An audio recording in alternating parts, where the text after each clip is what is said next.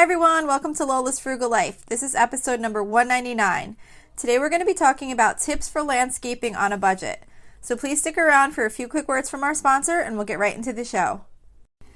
So before we get into the episode, really quick, I'd love to have conversations with you guys about these topics and continue the discussions outside of me just speaking in the podcast. So I'd love to have you come join our private listener group on Facebook. It's at facebook.com/groups/Lola's Frugal Life. I always announce it at the end of the episode, but honestly, of course, I don't know how many of you stick it out all the way through to the very end. So I just wanted to put this up front just to make sure you know it's there. Please come join us there. It's a great group of people. And you can also follow me at Lola's Frugal Life on Instagram if you'd like to reach me there also. Thanks. Okay, so today we're going to be talking about tips for landscaping on a budget. This topic was requested by a member of our Facebook private listeners group, so I'm really excited to do this topic because I love when I get requests for topics and it's something that I can do, and the season is right to talk about this topic, so it just was kind of fun to get to do this. So I have a list of some tips. I'm certainly no expert in landscaping, and if you are, you're probably maybe thinking some of the things I'm saying might not be ideal, but these are my tips that I have or things that I have found in ways to save money on landscaping if you're trying to dedicate your money to something else other than landscaping for whatever other goals you're trying to reach, but you still want your yard to look decent and you want to save money where you can. So the first tip that I have is simply just to neaten things up. This is really basic, don't worry, I'm going to get into other tips, but I thought this was probably most important to just share as far as even if you're on a really tight budget and you have really limited funds to spend, just going out and doing some cleanup can make a really big difference. It doesn't cost anything to pull weeds, prune bushes, rake some leaves. You can consider relocating some plants that maybe aren't doing well in their current location to a spot that would be better for them. I think sometimes what happens is when we feel like we don't have any money dedicated or like money set aside to put to a certain project, we feel like we can't really address that situation or that project because we don't have any money to put to it. So then we can kind of ignore it. We can sometimes tend to ignore it because we don't want to get involved in something that's going to wind up costing money when we don't have money allotted for that. But if you just jump in and know that you're not going to spend any money, but do the best that you can with just straightening up and making things look neater, and maybe just doing some manual labor, digging things up, moving them around, pulling out weeds, just anything like that. It can really make a big difference, just that simple cleanup of an area just to kind of make it look nicer. So I definitely wanted to mention that as a tip. And if you do, if you are able to do a cleanup, and then maybe you can even just do something like add a little bit of mulch to kind of like touch it up, that makes a big difference too. And most of the big home improvement stores like Lowe's and Home Depot have sales on mulch certain times of year. I don't recall if it's both of them, but I know that at least one of them, I think it might be Lowe's, but I'm not 100% sure. But I know one of them always does like a big mulch sale on Memorial Day weekend. So that's always an option. I think it could definitely probably be cheaper to buy mulch like in bulk and have it delivered to your house. That's more on a cost per though. If you're just trying to do a really low budget little touch up, you're probably better off just buying the few bags on like the Memorial Day sale where you get, I forget, it might be like 5 bags for $20 or 4 bags for $20 or something like that. Like I said, the price per is probably cheaper if you're getting like a delivery, but if you're just trying to make things look neat and just do a little touch up here and there, you're probably not going to want to spend money on getting a huge mulch delivery if you're on a really tight budget. So my next tip is about flower containers. So for flower containers, the one tip that I have is to consider planting your containers with seeds, with fast growing annuals to fill your flower buckets. Like for if you have like containers that you use like to decorate your yard, you can fill several containers with flowers for a couple of dollars. You need a little bit of patience because you're not going to get that instant gratification of planting already flowering annuals that you'd pick up at the garden center. But it can be really fun to watch the seeds as they begin to sprout and then as they grow and eventually begin to flower. So like some fast growing annuals that I've done before are zinnias, nasturtium. I don't really know how to say that one, but it's like Nasturtium. I've grown them before. I just don't know how to say the name properly. And then cosmos. Those are ones that I've done that grow really quickly. The cosmos aren't great, I don't believe, for containers. We've done them like in the ground, but the other ones I've definitely done in containers, and they definitely grow pretty quickly. You just plant the seeds, make sure you keep watering them, and follow whatever instructions are on the packet. And they do grow pretty quickly, and they'll fill a bucket, so you can have a nice bucket full of flowers, for like, I don't remember what a seed packet costs, but they're really inexpensive, like probably like maybe $2 maybe in that neighborhood, rather than buying like a huge flat of plants at the garden center, which can get pretty expensive when you're trying to fill multiple buckets.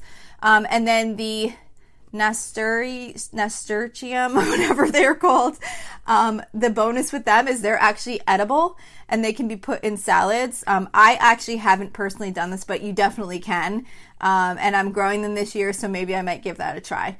But that's always kind of pointed out whenever you read about them, or it might even say it on the seed packet, but you definitely can. They're edible. So that's that tip. Another tip is just about trying to find plants on clearance. I'm not sure if all garden centers do this, but I know definitely that Lowe's has a clearance section for plants in their like garden area. And you can often find plants that are perfectly fine, that just look a little bit beaten up. So they're not the ones that the people are going to choose. Like when they're going to look at the flowers, they're going to pick the ones that look the nicest. So the ones that get kind of beaten up or have a few leaves that died or got dried up or whatever, they put them on the clearance rack. And you can get really good plants at a really good discount if you're willing to just take them and clean them up a little bit and then give them a little bit of time to grow back into their nice self.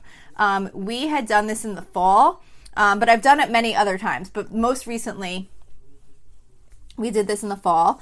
We got a bunch of mums. They were like $1 each, and we planted a bunch of buckets for make like a nice little fall display in our backyard, like on our patio. But what happened is they had some like flowers that had finished blooming or whatever, and they kind of had like dried up, so they didn't look that great. But we got them super cheap, just cut off the couple dead flowers, planted them. They grew really nice. They lasted like a long time in the fall, and it was really great. And then I've also have some hydrangeas that were looking kind of scrappy that were on a clearance rack when I bought them. This was a while ago, like years ago. And I was like, you know what, I'm going to get these. They were like super cheap. And I planted them, and hydrangeas are perennial. So, once they die for the season and they come back, like anything that didn't look quite right isn't going to look like that anymore. It's a brand new plant every year. Not a brand new plant, but, it grows back every year. So, and they're really nice. They're like a really neat flower. It's not like a typical hydrangea that's like the ball. It's like they have like a really pretty like flat flower. And regardless, it's worth checking out to see if where you're shopping has a clearance rack for plants, because you can definitely get some good things there. So make sure to look for that. Another tip I have is to reuse a portion of your potting mix. Now, this is where professionals might hear me say this and think, what? You can't do that. But I do it every single year. I do buy new potting mix every year. But it's expensive, and I can't afford. I do a lot of buckets, containers, I do hanging baskets, and I really like planting stuff in containers and baskets. So it costs a lot of money to refill them with fresh potting mix like they say you're supposed to every year. At least I'm pretty sure that that's what anyone I've talked to has said. You should fill it with fresh soil because the potting mix has all the fertilizer, and it only lasts like a period of time or whatever. But what I've been doing, and I have never had a problem, is I buy potting mix. about half of what I would need for all my containers. And I take what's already in the containers and I empty it out and like put it into a wheelbarrow. And you got to like break it up anyway because it gets hard in the containers. And I just like break it all up and I put it in the wheelbarrow and then I mix it with the new potting mix that I bought and just kind of mix it all together. And then I put it back in the container, plant my stuff in there. I do add some fertilizer, like just like regular like general purpose Miracle-Gro. I'll like not like the sprinkle on kind, but like I have the kind that you put in like a watering can. It's like the granules and you put them in, you mix it up with water, and then you water the plants with them. I do that like throughout the season. And I think that probably adds whatever maybe they might be missing from not having all fresh potting mix. But that's just a tip. It works for me. So that's what I do with the potting mix. Another tip is to split your perennials. So instead of buying new perennials, you can split many types of perennials, such as hostas, ornamental grasses I have that I've split. And you can, what you can do is you can literally split the plant, you dig it up, and you can divide it into 2 to 3 plants. You can kind of see when you dig it up, it's pretty obvious like where the plant would split apart. And you can make multiple plants with that one plant. Now, when you first plant it, they're going to be small, but they're going to grow back into a full-size plant. Like when you first divide them up, of course, they're going to be smaller. But you can really save a lot of money by just splitting some plants that you have, or if you just bought a couple of new ones, if you give them some time to grow over a couple of years, as they grow, then start splitting them instead of continuing to go out and buy more of the same types of plant. If you do a quick online search for what types of plants you can split, you'll find lots of information. And one listener in our Facebook group had mentioned that she was actually also able to save a lot of money with this method, but by getting splits of plants from a friend. So, you know, you might have someone who's really into gardening and might have some excess. You know, maybe they have a lot of plants that they're going to split just for like the health of them, because I think it's good to not let them like bunch up too much. So they might just want to share. So check, you know, with people you know. There's also local Facebook groups where sometimes people are willing to trade or like swap or even just get rid of stuff. So I would definitely recommend looking in those areas too if you don't have any that you can currently split, or you just purchased new ones and haven't been around long enough to do that. You can also grow plants from cuttings. So like this isn't actually just splitting them, this is like cutting off a piece of the plant itself. So some examples of plants you can do this with are hydrangeas, geraniums, butterfly bushes, and mums, but there's many more. And again, I would look online specifically how to do this for the type of plant that you're looking to grow, because they're not all done in the same method, but it's definitely a way to save money on landscaping your yard, because you're basically creating a new plant from what already exists. Another tip is to really just try to find low maintenance plants. You don't want to try not to get plants that require a ton of time and money to take care of. You don't want plants that require a ton of water. Of course, there's going to be certain things, like maybe if you're growing vegetables, or like I said, if you have annuals in buckets, like they're going to need to be watered a lot. But the stuff in the ground, I really try and keep things like hostas and, you know, ornamental grasses and things like that don't really require a ton of watering. They just kind of live off of what nature provides. And because the more water you have to use, it definitely it costs money. Like every time you're watering plants, it unless you have like a well, if you have city water, it costs a lot of money to water those plants. So you want to keep that in mind. And you also want a plant that's pretty hardy, that you can that you don't have to constantly buy lots of different fertilizers and soil additives and things like that. So just something to keep in mind, you know, when you're buying stuff, to just try and keep it simple. And they'll look really nice, and you won't have to worry about doing too much care or spending too much money to keep them nice. Another tip I have is, if you're doing hanging baskets anywhere, to consider planting your own. If you don't own baskets to plant, then of course there will be an initial investment to purchase them. But if you get ones that are decent quality, you can reuse them year after year. The ones that I have, I've had for many, many years, and I reuse them every year. The thing is that pre-planted hanging baskets can be really expensive. So if you already have baskets that you own that hang, you can pick up some a combination of flowers that you want to put together in a hanging basket, and they'll help you at the garden centers too on like what ones do well in that type of container, and maybe what ones are like trailing that'll kind of go over the basket if that's what you're looking for. And it's much less expensive to just buy a couple of little plants and plant them in the container yourself. Like the hanging basket yourself, rather than buy like a pre-planted hanging basket, because they can get really, really expensive. So that's just another thing to think about.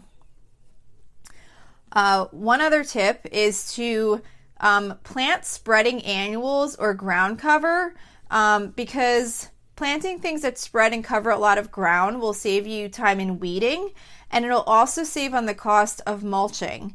One spreading annual that I really love are petunia waves. They really cover a lot of ground, and they flower like all season, and they just look, I think they look really nice, but they definitely spread out a lot. But if you are going to look for something like that, they're not regular petunias. Regular petunias do not spread. They do to a certain extent, like they kind of like get a little bit bigger, but they don't like spread like the petunia waves do. They kind of send out these like long arms that flower, and it's only the waves, not the regular petunia. So if just mentioning that in case you were going to look for those, if you're not familiar with them, it's only that specific type. But there's other types of ground covers and plants that kind of spread out. Some flower, some don't, but it's worth asking, because it will definitely save you money in if you are going to mulch the beds. And then also, again, it's less work weeding, because they are going to spread out and cover a lot of the ground, so it'll block weeds from growing up. And then the last tip I have is to purchase some inexpensive lighting. So we have used rope lights and strings of lights to hang in different locations on our patio. I don't recall what the lighting that we have used cost, but I know it definitely wasn't a lot. I know that like one string of lights that we have had, it's got like cute little lanterns on it. It's like one of those like kind of like a string of lights you would have for like Christmas lights, like that type of light. And but it's got like little like lanterns that hang from it, and it's really cute. I think I might have paid like $10 at most at Target. A good time to pick them up is like on clearance, when they have when they're starting to get rid of like the summer stuff. If you take a look for anything like that, a lot of times you can find lighting and things like that on clearance. That's when I got those, and we've had them for a really long time, and it doesn't cost a lot, but it makes it look really nice. Like especially like on a summer night when you want to go sit outside and you have like the little lighting, it just makes it like a nice environment. They also have like inexpensive solar lights that you can just kind of stick into the ground in like flower beds around your deck or patio, things like that. So I hope some of these were helpful.